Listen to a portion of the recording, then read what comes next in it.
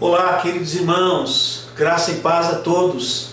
É um prazer e uma alegria, mais uma vez, estarmos juntos para repartirmos uma porção da Palavra de Deus. E hoje eu estou aqui diante do Salmo 19, um salmo de Davi, que fala um pouco a respeito de Deus e da sua grandeza.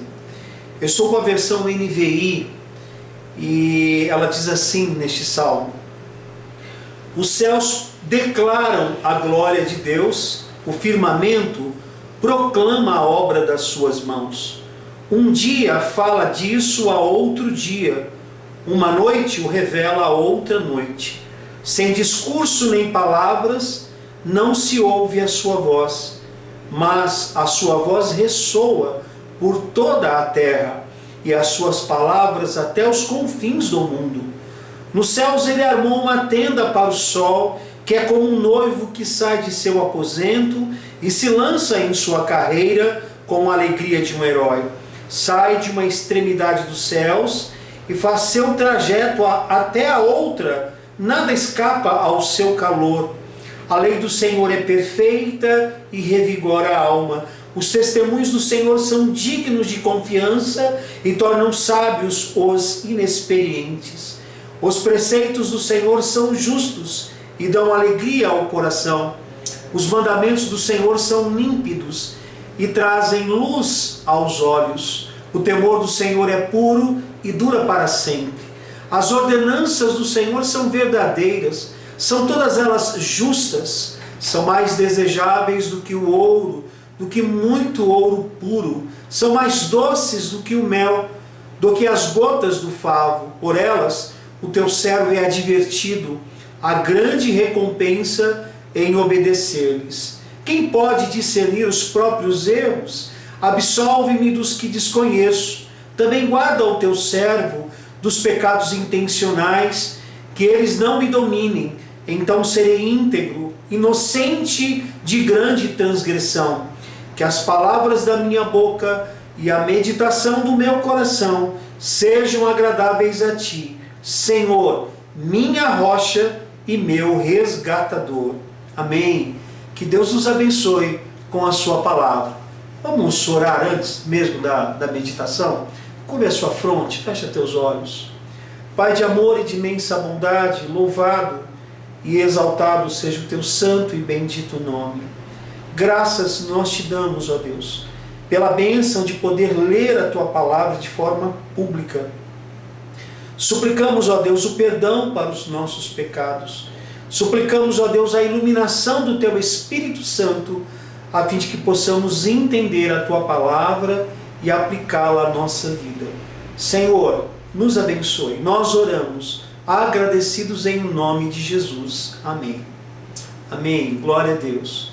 É muito comum, meus queridos irmãos, nós adorarmos a Deus pelo o que Ele faz, pelo que Ele fez, pelo que Ele faz e pelo que Ele fará.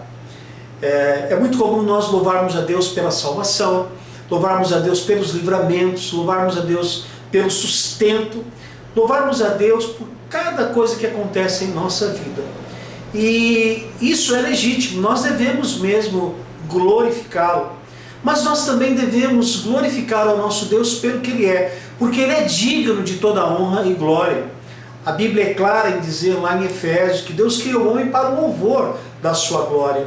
Então, quando nós adoramos a Deus, quando nós glorificamos a Deus, então nós temos a plena satisfação e alegria, porque nós fomos criados para isso mesmo. Embora Deus, Ele não precise dos nossos louvores, mas nós precisamos adorá-lo. Deus não tem nenhum problema de autoestima, Ele sabe muito bem quem Ele é. Mas quando nós louvamos, nós o glorificamos, então nós temos satisfação em nossa alma. Pois bem, o salmista aqui, ele mostra claramente que a sua adoração é pelo que Deus é. Ele passa a elencar alguns fatores muito importantes. E em seus desdobramentos tem sim também uma aplicação para a nossa vida. Então a primeira coisa é que o salmista ele adora Deus porque Deus se revela como Criador. Nosso Deus, Ele é o Criador. Ele diz: os céus declaram a glória de Deus e o firmamento proclama as obras das suas mãos. Então, mesmo que Deus não fale absolutamente nada, a própria criação de Deus mostra a sua grandeza. E certamente só Deus Todo-Poderoso poderia criar tudo que existe, os céus, a terra, o universo, e também nos criou. Então vejam que o nosso Deus, ele tem um cuidado especial conosco, porque ele nos criou, ele nos conhece muito bem, e pelo fato de ser o nosso Criador, o nosso Deus continua, por intermédio da graça comum, cuidando de nós, mas também nos cuida através da graça especial, quando se revela a nós em Jesus Cristo para nos salvar. Então nós devemos glorificar ao nosso Deus, porque Ele é o nosso Criador. Nós não somos evolucionistas, nós somos criacionistas, porque nós cremos que Deus nos criou, porque cremos na palavra de Deus, das Escrituras Sagradas. Em segundo lugar, o salmista glorifica a Deus porque Deus se revela com o seu grande poder. O texto no versículo 5 vai dizer, versículo 6, sai de uma extremidade dos céus e faz seu trajeto até a outra, e nada escapa ao seu calor. Então, fala aqui do poder, mas também fala da onipresença do nosso Deus. Mas eu quero enfatizar aqui que o nosso Deus, além de ser o nosso Criador, Ele é o Deus Todo-Poderoso. Ele é onipotente. A onipotência significa que Deus pode todas as coisas de forma imediata. Absolutamente nada que passamos, problemas ou dificuldades, Deus pode resolver todas as coisas. Nada é empecilho para Deus, porque Ele é todo-poderoso, Ele tem todo o poder, e nós precisamos reconhecer isso, que nós o adoramos porque Ele pode todas as coisas. E nós temos alguns textos na Bíblia que vai dizer que para Deus nada é impossível. Nada é impossível para Deus. Porque às vezes nós nos preocupamos com alguns problemas, nós nos preocupamos com as dificuldades que estamos passando e não percebemos nenhuma possibilidade de melhora. Todas as alternativas já foram feitas, eu não tenho o que fazer, mas Deus tem o que fazer, porque Ele é todo-poderoso e nós devemos glorificá-lo pelo seu poder. Em terceiro lugar, o salmista, ele adora a Deus porque Deus se revela com a sua sabedoria. O versículo 7 e 8 vai dizer, a lei do Senhor é perfeita e revigora a alma, os testemunhos do Senhor são dignos de confiança e tornam sábios os inexperientes. E no 8, os preceitos do Senhor são justos e dão alegria ao coração.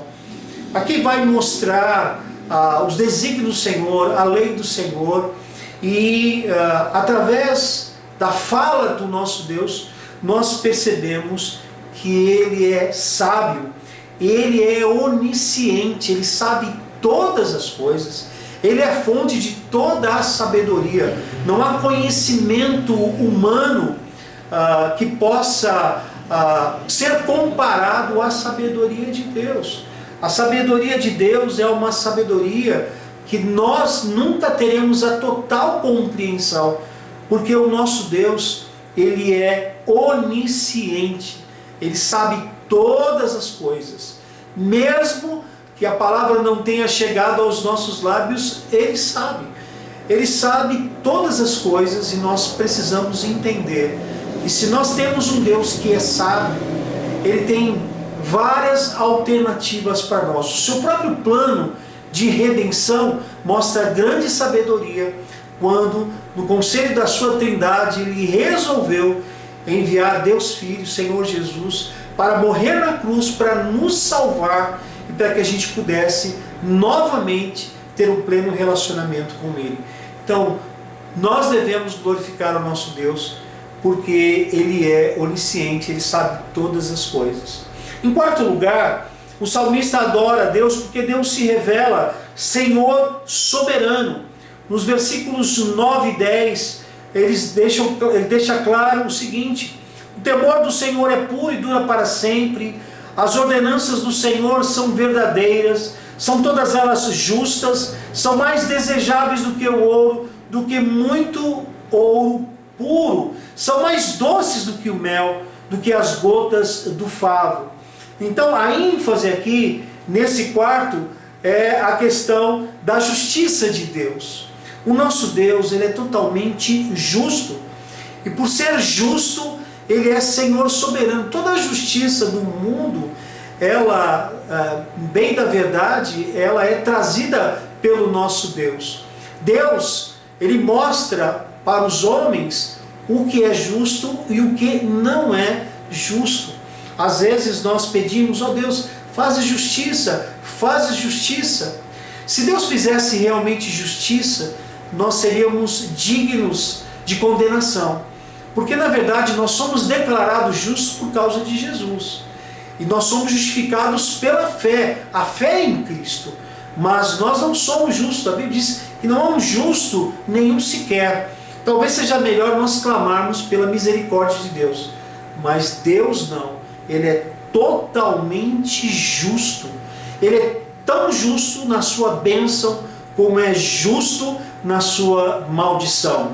Veja que o conselho da Trindade é tão interessante, é tão maravilhoso, que ele se manifesta nessa justiça como o verdadeiro juiz, o Senhor que julga todas as coisas com perfeição. Ele também se manifesta como o advogado, o Paráclitos, o defensor da causa. Através do Espírito Santo de Deus, então, ele é o nosso advogado. Mas ele também, nesse tribunal, se manifesta como réu, porque ele sofre as consequências no nosso lugar. Vejam as maravilhas da justiça de Deus. Ele é o juiz, ele é o advogado, ele é o réu. E tudo isso porque nos ama. E ele opera a sua justiça em nosso favor. E finalmente nós percebemos aqui que Deus se revela como santo. Nos versículos 11 e 14, o salmista começa a tratar sobre a questão do pecado. Ele começa a falar dos erros. Quem pode ser os próprios erros? Ele clama, absolve-me dos erros que desconheço, dos pecados intencionais. E isso traz grande transgressão, me livra dessas transgressões. E aí então ele vai concluir dizendo que as minhas palavras sejam agradáveis a ti. Quanta coisa nós falamos que desagrada a Deus. Meus queridos irmãos, o nosso Deus, ele é santo, santo, santo. O texto hebraico não tem um superlativo, né? No nosso vernáculo tem. Nós dizemos assim, Deus é santíssimo. Mas no texto hebraico diz, Deus é santo, santo, santo, e também reflete a trindade santa do nosso Pai. E da mesma forma que Ele é santo, Ele requer de nós também esta santidade. Pois bem, meus queridos, eu concluo dizendo que nós devemos adorar ao nosso Deus pelo que Ele é. Ele é o nosso Criador, Ele é o Deus Todo-Poderoso, Ele é o Deus que detém toda a sabedoria, Ele é totalmente justo, e por isso governa, é soberano, e Ele é totalmente santo. Que essas palavras, né, que esse texto possa fazer parte da nossa vida, porque o nosso Deus, Ele é totalmente virtuoso, seus atributos são perfeitos. Esse é o nosso Deus, esse é o Senhor que cuida de nós. A Ele seja toda a honra e toda a glória. Sejamos agradecidos, porque Ele é o nosso Senhor, Ele é o nosso Salvador. Um forte abraço e que Deus o abençoe.